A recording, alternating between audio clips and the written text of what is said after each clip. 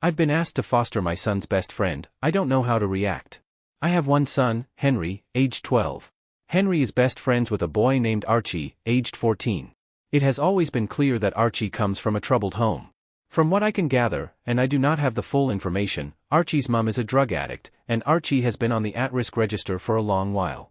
Honestly, I don't know why it has taken them this long to decide he is being moved into foster care. Last Friday, I received a call from my son's school, saying they couldn't discuss it with me but asked if I would give them consent for my information to be passed on to Archie's social worker. I agreed, and not long after, I had a call from his social worker explaining that a section something or other was being put in place, which meant that Archie was going to be removed from his home and placed into foster care. I was told that the school had recommended me and asked to see if I could take him in, basically. They said it would likely be long-term until he turns 18. I honestly didn't know what to say. I was in shock. I have been unofficially supporting Archie for a while now. I pick him up from his house and drop him off at school with my son. He spends a lot of weekends at my place. On days where he doesn't come to my place, I make sure to pack him something to eat when I pick him up because he told me that his school lunch is his only meal most days. I buy him soap and deodorant, and I even wash his clothes for him. But supporting however I can and taking him on fully is a big jump. I'm a single dad. I have a decent job, but I'm far from well off. I live in a small 2-bedroom house, meaning Henry and Archie would have to share a room, which they do now when Archie stays, but it's only for short bursts. Plus, there's the responsibility of taking on another human. I was told that they had a lack of foster carers in the local area, so if I didn't agree to take him, it is likely he would have to move counties and schools. I don't want that. I was already having Archie stay with me for the 2-week Christmas holiday, so I asked if I could think about it and give them a firm answer in the new year. They agreed. Archie has not yet been informed about any of this. I've tried to make this a normal Christmas for him, as much as possible.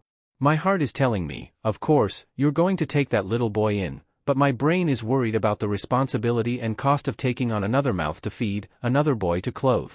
At the same time, I keep thinking about Archie's situation. He has already had such a rough start in life, and I know he needs stability and care more than anything else. I can't bear the thought of him being uprooted again, losing his school, his friends, and the small semblance of normality he has here. I keep asking myself if I can really give him what he needs, and I don't know if I have all the answers right now. I've always taught Henry the importance of kindness, and I see how much he cares about Archie too. Part of me feels that this might not just be me taking on more responsibility, it's also about giving him the chance to grow up with a sense of love and belonging. So, I suppose I'm left balancing what's practical with what feels right in my heart, and I'm leaning towards saying yes. I spoke to my own mom about it, and she thinks it's an awful idea. She's worried I'm biting off more than I can chew, especially as a single dad. She reminded me that I already have a lot on my plate with work, the house, and raising Henry on my own. She said that taking in another child, especially one with a difficult background, would add stress and might affect my ability to provide for Henry properly. She didn't say it outright, but I could tell she's afraid this might make life harder for all of us, including Archie. I understand her concerns, honestly, I do. But I can't imagine just turning him away when he needs help the most. I told her that I haven't made a final decision yet, but that I need to think about what's best for everyone involved, not just what's easiest. And I haven't even discussed any of this with Henry yet, which will be a huge factor in my final decision. This has been a huge rant, and if you've read it, thank you. I just needed to get this out somehow. Update. I just wanted to come on and give an update. I want to say a huge thank you for all the responses. I genuinely didn't expect to receive so many replies, especially to something that was just meant to be a rant to get my emotions out. When I was asked to take an Archie, at first I felt honored. Then I felt worried about everything. I am quite an anxious person in general, and my thoughts were flooded with concerns about whether I'd be good enough to support Archie in the way he needs. I love my mom, but she didn't help. I think I get my anxiety from her, although she has it on a much higher scale than I do. Every possible thing that could go wrong, she was texting me about all week. You're already stretched thin with work and Henry, you won't get one-to-one time with Henry anymore. How will you afford everything? These are real concerns, and I'm glad she brought them up because they gave me the opportunity to think about how I could mitigate them. A few of you mentioned the fostering allowance, which I knew about, but I couldn't find any concrete information on how much it would actually be. Every source online seemed to give a different answer, but none suggested it was very much. However, as some of you advised, I called the social worker's office and said I was seriously considering taking in Archie, which they were thrilled about, but I needed to understand the finances first to see if it was feasible. They said they couldn't provide exact numbers, as every case is different and it isn't decided until a placement is found. However, they told me the minimum would be around £190, about $240 US, per week, and that it would likely be completely tax-free.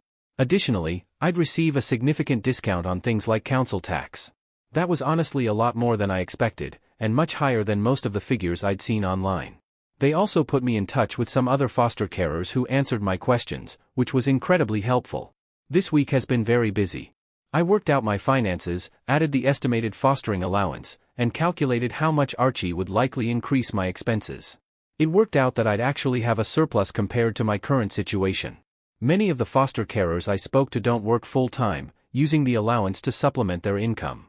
I'm not sure if I want to do that, but they mentioned it helps to work part-time since fostering involves a lot of work, meetings, reports, and other responsibilities.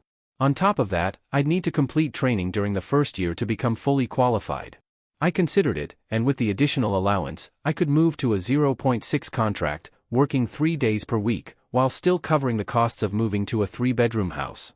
While that would leave me with slightly less disposable income, it wouldn't be a significant reduction.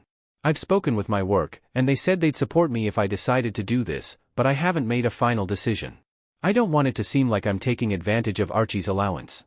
After sorting out the finances, I needed to talk to Henry. This was honestly the most important part of my decision. If Henry said no, I'd struggle to go ahead with it. I took him out and explained the situation. I didn't go into the details of why Archie is going into care, as it's not my story to tell, even though Archie himself has been open about his rough home life. I discussed the potential challenges: less one-to-one time, less privacy, at least in the short term while we find a bigger house, and so on. Henry was incredibly supportive. He said that he and Archie had talked about how they both wished Archie could come and live with us. I told him not to mention anything to Archie yet until I had the chance to speak with him, and he agreed. Yesterday, I arranged for social services to come over. Archie, his social worker, and I sat down to talk. They told Archie he was going to be placed in foster care. Archie cried a lot, I cried a lot, and he asked to see his mum, which the social worker said they'd arrange as soon as possible. In that moment, Archie didn't seem like a teenager, he seemed like a small child whose world was crumbling. Then they asked Archie if he'd want to stay with me. Although he was still distraught about being in care, he said he'd love to stay with me. We discussed what it would mean and how it would affect us. Afterward, Archie and his social worker spoke privately, and then the social worker and I talked. They expressed how thrilled they were about my decision and said they were pleased I planned to move to a bigger house soon, as Archie would need his own space, which I fully agree with. Normally, the boys spend most of their time upstairs playing Xbox, but later that day Archie came down and asked if we could watch a movie together. He sat next to me, rested his head on my shoulder, and said, "Thank you for letting me stay with you." Writing this, I can feel tears welling up in my eyes again. I put my arm around him and said I'd always be there for him. Today, Archie seems a little down, which is entirely understandable. I honestly expected him to take it harder than he has. To cheer him up, we're going to see the new Lion King movie, even though I hate those live-action films, but this is for Archie, and then going out to eat, letting the boys choose where. I might return in a few months to give an update on how things are going. For now, I'm just hoping everything will be okay. I know the first few months will be the hardest. Thank you everyone.